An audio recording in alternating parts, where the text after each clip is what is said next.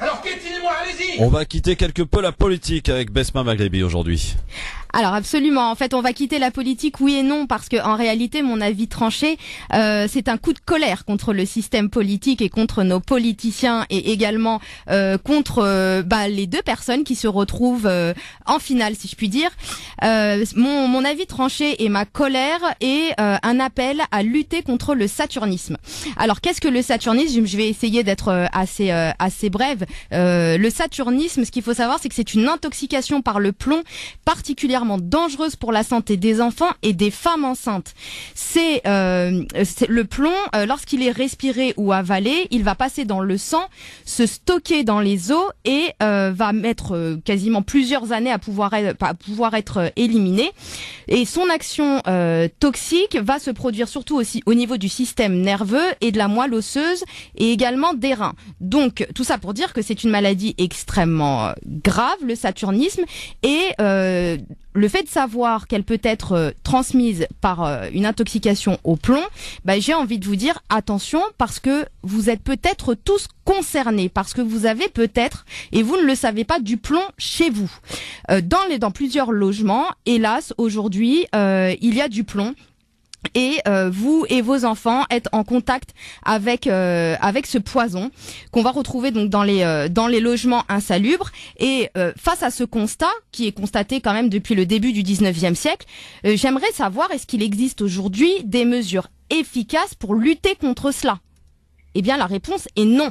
On n'a absolument pas de mesures efficaces aujourd'hui dans le système juridique pour lutter contre cela. Je vais me permettre de citer Madame Anne Thébaumony, qui est une sociologue, qui va nous résumer parfaitement la situation. Et elle nous dit, elle parle en fait d'inégalité devant la mort.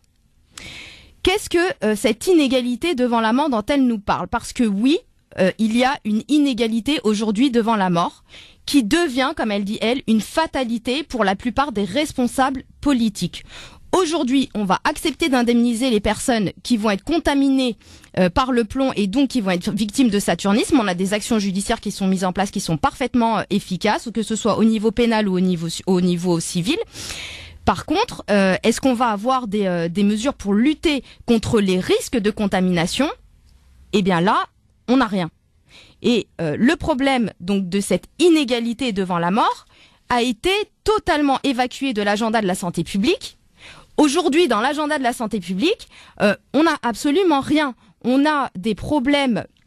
On a un problème au niveau des risques qui sont associés donc à l'exposition au plomb, mais ce n'est hélas aujourd'hui pas du tout considéré comme un risque mortel immédiat, et donc on fait comme si ça ne contribuait pas du tout à l'ensemble des inégalités qui vont conduire aux inégalités de mortalité précoce, parce que ce qu'il faut savoir, c'est que le risque mortel immédiat, c'est un concept qui a été mis en place, qui permet de mettre en place des mesures pour lutter efficacement contre cela, et aujourd'hui c'est pas du tout considéré comme un risque mortel immédiat, et donc hélas on n'a absolument rien.